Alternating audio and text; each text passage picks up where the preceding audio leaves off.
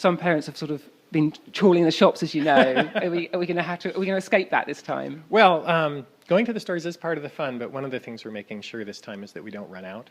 We're producing far more toys. We are releasing them in waves because that was sort of made going to the store each time, hopefully a new experience.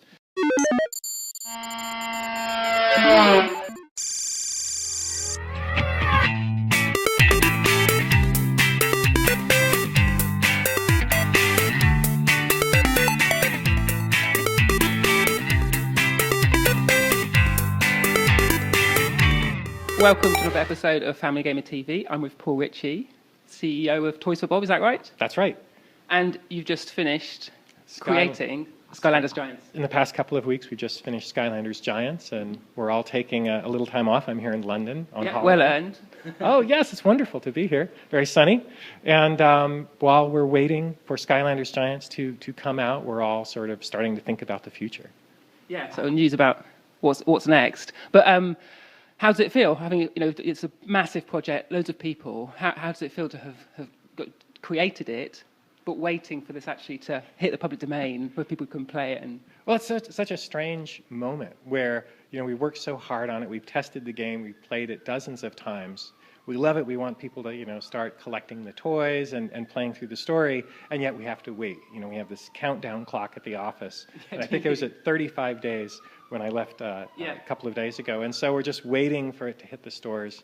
I believe it's in mid-October. Mm-hmm. And we're hoping that it just takes off and people love it and that it goes under the Christmas tree and we can repeat the success from last year, hopefully even more this time. Mm-hmm. And is that when people play it for the first time, Skylanders Giants, what are they going to notice? What's different between Spyro's Adventure and Giants? Well, part of what's exciting is that you can bring your collection over from Skylanders. So if you love your characters and you've leveled them up, you can bring them into Skylanders Giants and increase their power even. Yeah. But, I mean, the first obvious thing they're going to see is Giants.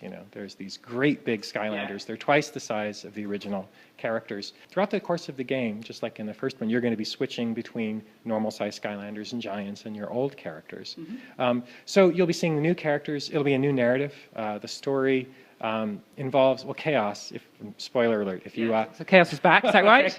Yes, so Kaos at the end of the last game was sent to Earth, where he was frozen into toy form. And as the story begins, he's actually able to start moving on Earth, and that's because he, like you, is a portal master. He's very magical. And so he's trying to get back to Skylands. And in the process of doing so, he sort of electrifies his body quite painfully for him.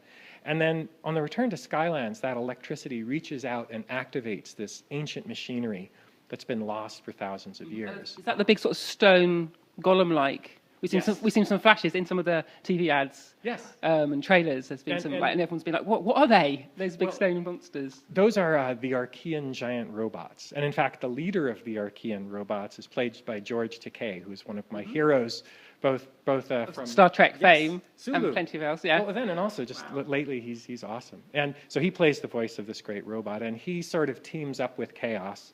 Kaos, of course, is looking for a way to become the emperor of Skylands, and this robot offers him the perfect path. So they proceed to start activating all of this ancient Arkeyan machinery. Meanwhile, Flynn, as you recall, the egotistical pilot from the first game, apparently he got a large reward for defeating Kaos the first time, and it's all him. It was all his hard work. And he's foolishly spent it on buying a cursed ship. And so, and so Hugo explains that they're going to have to take his ship and travel through Skylands. So this is sort of a road trip game. And you're going to travel along with him, trying to find the secrets behind what Kaos is up to, where the lost city of the Arkeyans is, and how to stop Kaos from activating this army, and in fact himself becoming an epic robot. Mm-hmm. That sounds similar to Spyro's Adventure. You've got that nice sort of comedic sort of through line with Flynn. So I'm glad that he's back. Oh yeah, and Callie and Hugo is there at the start, and you've got a lot of the characters that you learned. Actually, the fairy Persephone has learned English a little better this time, which is helpful. And then we introduce Ermit the Hermit, a grumpy old hermit. And, oh gosh, there's so many fun new characters that you're going to encounter. And then secretly, if you hunt around for the little areas, you'll find, the Clambot 4000 and a lot of the folks who you met in Skylands in the first game. Yeah, great. And so you're saying that you can take your figures that you had in the first game that you've leveled up, so they get some extra abilities or extra levels? How does that work in Giants? The starter pack comes with the giant T-Rex. He's a life giant. It comes with Jetvac, our new air Skylander, and it comes with what we call a Series 2 Cinder. The Series 2 characters are 24 of our favorite characters from last year. We brought forward. They've got nice new poses, many of them showing off their upgrades. And then they actually, as characters, all have one additional upgrade. Now, all the characters, whether they're Giants or our new Skylanders, whether they're Series 2 or characters from last year, can all go to 15th level now. So you could play the game just leveling up your characters from last year.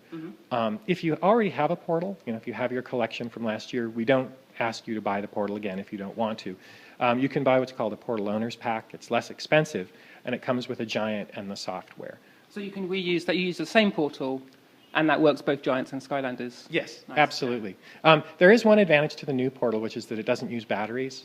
We discovered that a lot of families were frustrated by how frequently they had to change the batteries. So we've provided nice long cables. And one nice thing about having that power, we've been able to crank up the brightness of the portals so they glow quite brightly. And because we've introduced this idea of broadcast power lighting in some of the toys, that's also helpful because it prevents battery drainage on those. And those, in case you don't know, what we're doing is the portal broadcasts power invisibly. Magically? Yes, magically and invisibly.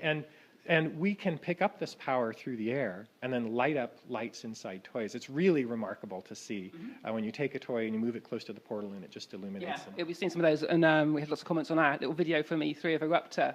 Because as you put him close, it's like his mouth glows. No, that's really nice. Yeah, and Prism Break's hands glow really bright green. It's based on some work by Nikola Tesla from a long time ago. And as far as we know, we're the first toy to use this idea of broadcast power. And it's part of making the real world as magical as we can with the Skylanders. So the things about the portal you're saying there. So previously, I think the 360 portal was wired, but the PlayStation and the Wii portals were wireless. Yes. In Spyro's Adventure. So you're saying in Giants, all the portals will be wired? Is that right? Your old portals will work. If you want to stay wireless, that's fine. What we discovered was that families, like I said, were being sort of frustrated if they had to change batteries too frequently, and people have played Skylanders for many, many hours. What we discovered, though, is that that meant people were using the portal and keeping it active and using a lot of batteries. And so since we could compare between the PS3 and the Wii and the 360 players, we discovered that the 360 players were perfectly fine with a wired portal as long as the wire was long enough. So we got an extremely long wire, and now you can play all the way across the room. And so we find it very, very convenient. And does that mean is there any limitation? If you've got a wireless portal on the Wii, is there a limitation about how those LightCore Skylanders can work back on there? Is there a limit to their battery, or? It will use their battery a little bit faster, but there are really no limits. It's just the portal itself glows more brightly on the new portals. Yeah. But the LightCore toys glow really beautifully on the wireless as well. And do the LightCore toys work back in the original Skylanders Spyro's Adventure? Because we've noticed on the packaging, and some of our viewers have noticed, that it says compatible in Giants but not in Skylanders for the LightCore. How does that pan out? Yeah, we've made this thing very complicated for ourselves. I'll tell you, no one I think has ever done both backwards compatibility and forwards compatibility. But the way that it works is you can take both Series 2 and the 4 LightCore characters from 2011 back to Skylanders. So basically, if they existed in the original game as characters, you can take them back. Right, they'll have the powers of characters that were originally in that game. They won't have, for example, their LightCore blast that appears when they enter the world. That's one of the cool things that LightCore characters do. And the Series 2 characters won't have their WoW pows, but they are playable back there. It's just, we didn't want people, buying these characters and seeing that they had this light blast and then not getting it in the 2011 game. So, but they'll still light up on the portal. Yes, it's just in the game, it won't visually be different like they are in Giants. That's correct. And we just want to make sure that everybody, when they get their toys, they are as cool as possible, both in the real world and in the game. Mm-hmm. And if you've got a family who has maybe invested quite a lot in those Series 1 characters, we've got quite a few. What's your expectation in terms of how many Series 2 characters they're going to buy? Do they just, because those Series 1 characters will get all the abilities apart from the WoW POW. Right. Something my kids were saying, well, how come, Dad? How come my character won't get the WoW POW? And how do you answer that? Well, we wanted to offer the toys that people had their favorites. So not everyone got all the toys they wanted last year. So we wanted to make sure that those were available. We also wanted to make a reason why if you paid the extra money, you got something, a little extra something. So it kind of depends on the way you looked at it. We would feel a little bit guilty, I think, selling a new toy that did exactly the same thing. So it was sort of a choice about, do we do that, or do we sort of go back and make all of the toys have these sort of retroactive powers? It got very, very complicated. And so what we decided to do was to make the story about the Series 2 toys very simple. They're all about upgrades. You know, they have not only this extra upgrade, but they also uniquely have the ability to switch upgrade paths dynamically. So now in the past you had to make a choice. Yes, you have to pick, and so my kids have got some figures where they're like, oh, Dad, I've upgraded it one way, and I'm not sure that was the right choice. So they're quite excited about this new ability. Right, because before you had to reset your character, or heaven knows, buy a second character to have both paths. We've talked about, yeah. But we wanted the Series 2 guys, we call them the upgrade guys in the office, and so that that's really what their whole story is. And the LightCore are really about their lights. So they not only have lights in the real world, they look different in-game. They have a lot of glowing special effects. Plus, the first time you put them in the level, they have this big explosion of light. It's like a smart bomb effect. So you can sort of run into a crowd of enemies with another character, switch in a LightCore, blast them out, and switch back. Oh, nice. Yeah, that's a nice touch.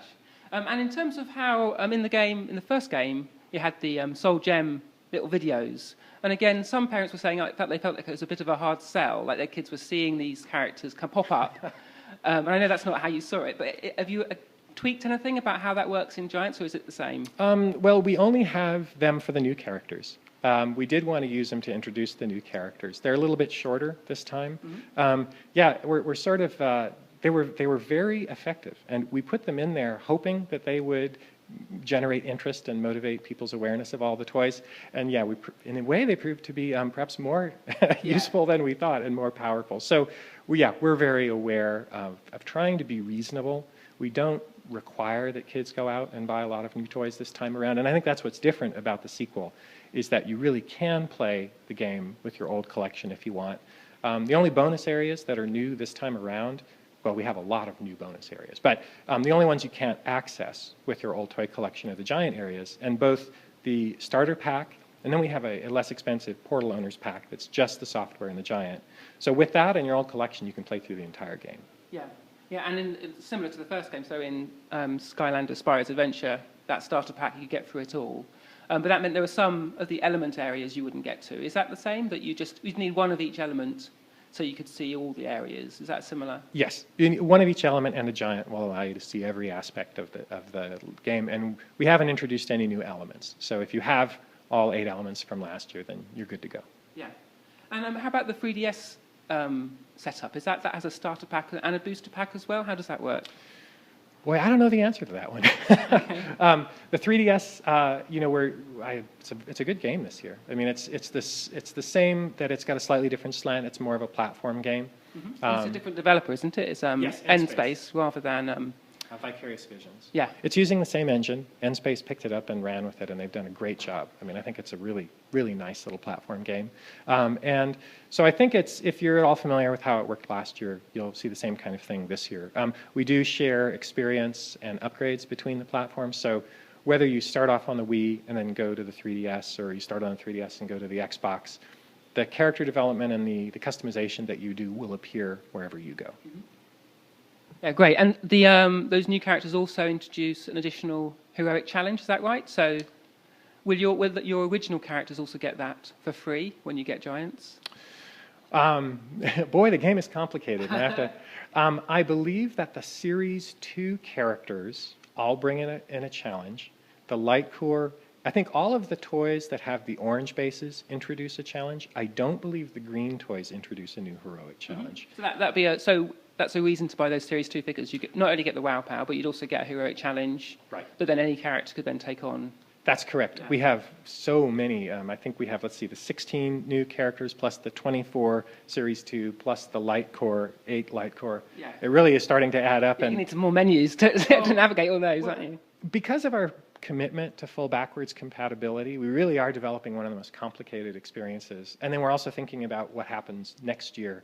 So reaching forward and backward in time is, well, it's part of what it takes to make a good Skylanders game. Some of the heroic challenges are really fun this time. We actually had a very special fan help us create one that involves singing geckos. Nice. Yeah, oh, it's really great. And we've been able to engage with some of the fans this time around.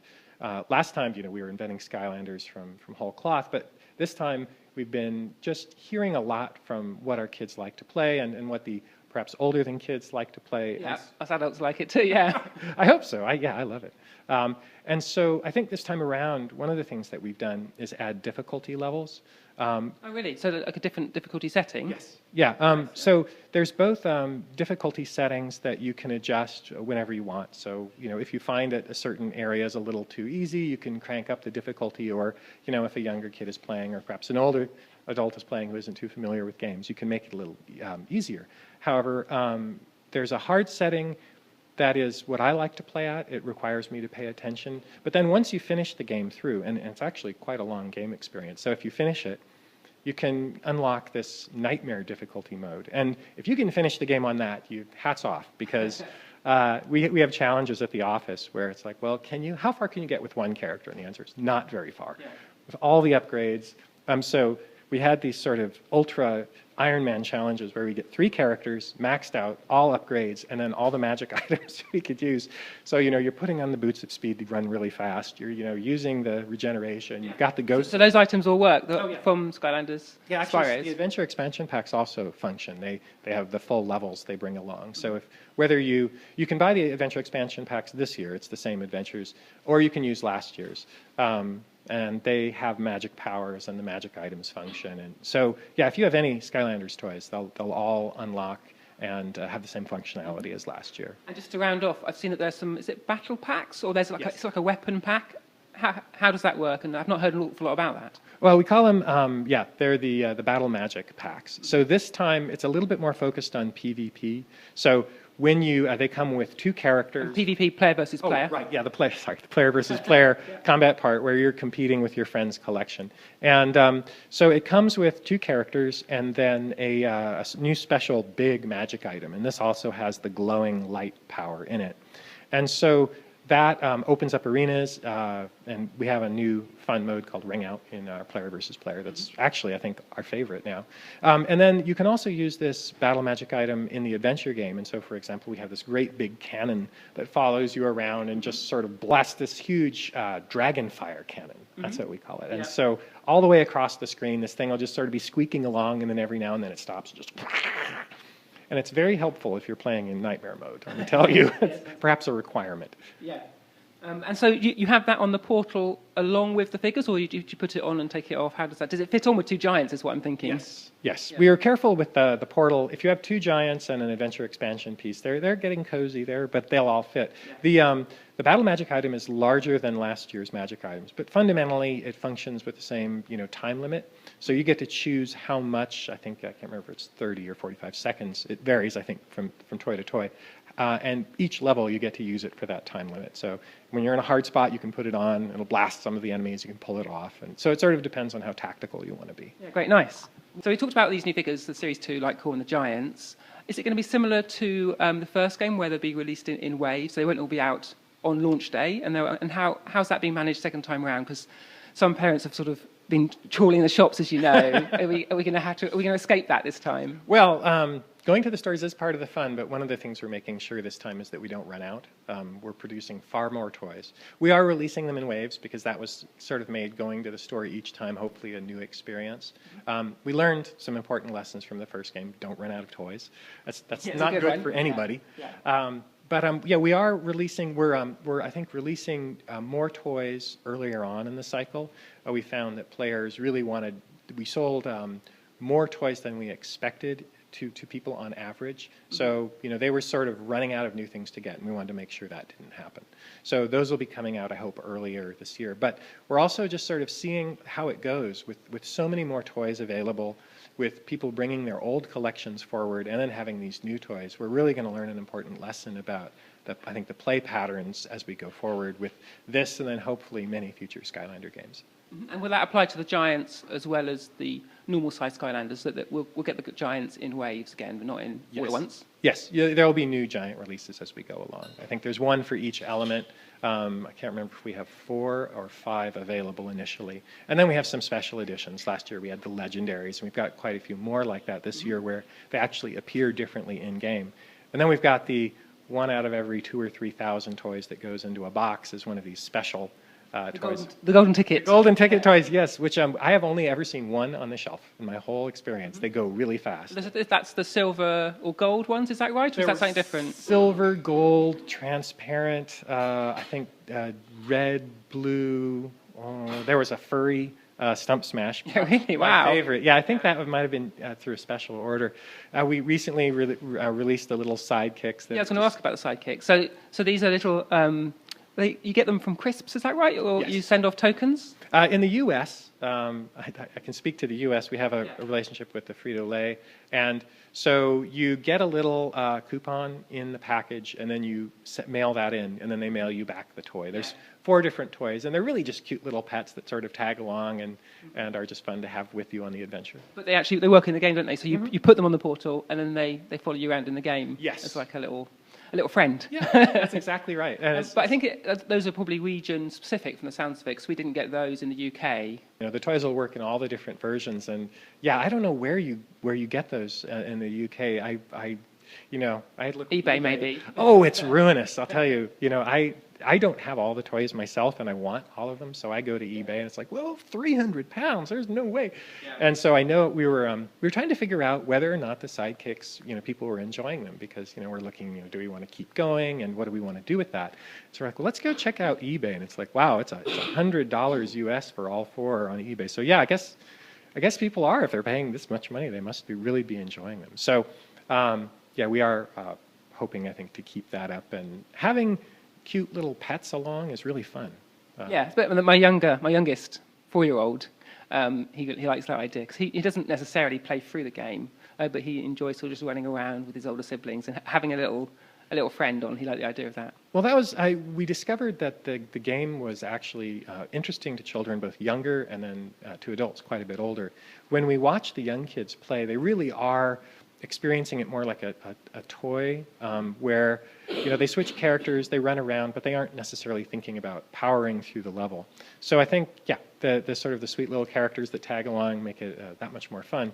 No, it's we've been trying to get them ourselves, because you would think that we're the studio that invented the franchise and that we've made all these characters, but we don't necessarily get all of the toys shipped to the office. So either I have to get on the phone and try to chase down any last supplies at Activision, or we go to eBay ourselves. The strange thing is, it's actually fun to go to the stores and hunt for the toys ourselves. So every single one of us, the 100 folks at Toys for Bob, we all go to the store and buy them ourselves. It's kind of strange, but it's quite nice, because you're experiencing the game as a consumer, as a parent, family do. So yes, I think it's a nice idea, really. Oh, thanks. Well, and we made the game because we like these kinds of games. We all have toy collections. We all play fantasy adventure games. So we just naturally made something that we want to consume as well. So maybe just talking a bit about the roots of the game, and how Toys for Bob came to be the creators of this great franchise. The fact that it has physical figures, when did that idea sort of come to birth? Was that right at the beginning of the process of Skylanders Spyro's Adventure, or did that emerge as you developed it? It's a bit of a combination. Shortly before we got the opportunity to work with Spyro, we had been mulling over sort of some technological ideas, and some of the more crazy ones was this idea of integrating electronics into toys and using a communication system to then interact with the game. Because we had done some work with the Wii, and we all loved toys. And with the Wii, you interact with the game differently, physically, and it brings about different emotions and a different relationship, and we really liked that. So we said, well, maybe someday we'll figure out how to make this work. But, it's crazy. And so then when we got the Vivendi and Activision merged, and so we had access to the Spyro license, and they said, well, do you guys want to explore this? And if you do, understand that it isn't just another Spyro game. It's got to be something quite revolutionary, because in order to succeed in this market, we can't sort of make little victories. Let's make a big victory. So he said, well, we have some ideas. And we pitched a variety of ideas, some of them really bad ideas. Thankfully, we all settled on this sort of crazy notion of mixing toys and an adventure game. And they said, well, there's the small matter of actually, does this work? And can you show us that this works? And so our first step was to build prototypes of the toys, the electronics, and the game experience. And we had some key talent at our office. We had Yiwei Huang, who was able to make toys out of Sculpey and then paint them. And one of the things we learned is that they were very popular because they vanished. We would take a demo kit down to Activision to show them the game, and we would come back with the software and maybe the portal, but the toys never made it back. Where are they gone? Yeah. Well, yeah, they went to the various families' kids and desks. Then we ended up manufacturing the toys ourselves. We created our own little sort of mini factory at Toys for Bob to make toys, and those all vanished. So we knew that we had popular little toys. And then when we were able to demonstrate taking, I think it was Bash the Rock Dragon, and put him on the portal, and then he appears in the game and is rolling around and swinging his tail, and everybody started smiling, and we took it up to Nintendo, and they were really fascinated by it. And I think they have some great franchises, and a lot of them are very successful monsters. And so they saw right away that what we were doing made sense, and they were very supportive throughout the whole development cycle. Yeah, I mean, perhaps that's reflected in the fact that the Wii U controller has a RFID similar technology built in, and you guys are bringing Giants to the Wii U as well, I understand. And yeah, we announced that just last week. We're continuing with our portal. It does have the NFC reader. It's positioned in a spot that would make it hard for a toy to rest on it. And we want to make sure that the toy remains an integral part of the experience and that it's with you there. So it stays on the portal for EU, whereas I guess if you're using the controller, the toy, unless you glue it on, the toy's not going to stay there. You put it on, then take it off or something. Right. Imagine putting, two giants and a big battle magic item on there as you're trying to control it and do these various games with motion. I think it would be an additional gameplay, just not very fun. So we do still have the portal. There are the near-field communication and various other forms of magic are appearing throughout the world. And one of the ways that you can see that that our toys are sort of intimately connected with them is that they'll glow. The toys that have the lights will glow when they approach, certain phones with NFC. Right. Even if it's not the portal. Yeah. Right. So you can go about and certain card swipe security systems are in the same range. So I'm hoping kids will uncover where in the real world they can take their toys and find the magic. It's a nice little science project there. Take your Skylander into town and find some near-field communication. So if you didn't have Yiwei in the team, do you think that the toys would have been physical? Was that a pre-existing idea, or was that something because of the skills you had it came about? Well, I think we had this idea of using physical toys, but I think the talent of folks like Yiwei and Robert, who worked on the Robert Leyland electronics, Robert Leyland. Without them, I think it would have been hard to achieve the quality that we had. And the same applies in actually the level art and the level design. We were very fortunate to have folks like Mike Ebert, a famous game designer who designed the Zombies Ate My Neighbors for the Super Nintendo. Nice, And Fred Ford, my technical partner, he's been making the tool set that we use for years and years. So, but in terms of the unique toys, Yiwei, Huang, and Robert were instrumental, I think, to creating what you think of as Skylanders today. Mm-hmm. And is there a particular part of the game that you're proud of? Obviously there's loads of great achievements there, but is there something that you think will, stand for posterity, in video games? Well, the magic moment where you bring the characters in is, it's not necessarily a game mechanic, but it is a moment that I don't think had ever existed before, where we try to create this transition from the real world to the fantasy world. I mean, there's a new card game that we have, or it's called Dragon Scales or Dragon Stone or Sky Stones. That's the name, and it's a collectible virtual card game that you play with a lot of pirates and a lot of other characters around the world. I think in terms of one of the things that I think we achieved best this time around, that experience is fun. We added in this one a lot of what we call metagame experiences. Mm-hmm. So, for example, money has more uses now than just upgrades. You can go to the store and you can buy a variety of different things at the store. To get clothing, my daughter had to ask you, will she be able to dress Hex up? Wow, I would like that. That would be fun. She's one of my favorite characters. One of the tricks is we wanted the clothes and the hats. One of the reasons we chose hats is, regardless of how crazy the shape of your monster is, you can always put a hat on them.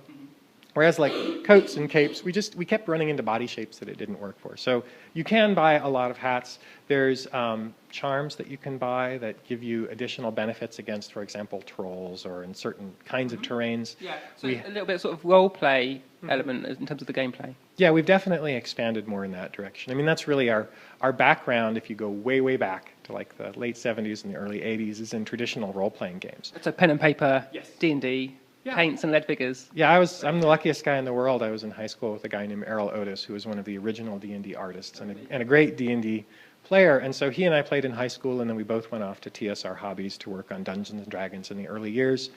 And then I came back and got involved in the beginning of the computer games, and then met Fred a few years later, and it turned out he'd been doing the same thing, but mostly for Japanese computers. And so you've been talking a little bit about the studio's consciousness shifting forwards into what's next. Is there anything you can say about where it might lead us? I can't give too many details. I mean, we love Skylanders. It seems like a very successful franchise. I think what we're trying to do, well, one is make sure everybody knows what's in there in Giants, and so it succeeds very well this year. But we're looking forward to what people are appreciating most about the experience, you know, and trying to learn from kids. Do they want to see greater depth in the characters that they have? Would they like a broader set of characters? Would they like to see Skylanders move from purely video games into other media? And so what we're trying to do, as the world is changing and as we go through this next console change, I think we're going to see where kids are going to land. And that's really going to drive the kind of experiences we create. So if they move to mobile, I think our focus will shift there. If they move to web-based experiences, I think that's where our initial target will be. Right now we're on consoles, and we're very comfortable, and we love doing console games. You can play Skylanders in a lot of different locations. We start off on the consoles, which is the Wii, the Wii U, the 360, the PS3. There's also the 3DS experience, and that's an entirely new story, and it's a more platform game experiences, but using all of our characters. The web world is yet another experience where really you're sort of crafting your own little island for your characters. And you can bring all of the toys that we've created this year and all of the toys from last year. And then there's little adventures built into that as well. On top of that, we have the iOS games and the mobile games. Cloud Patrol has been announced.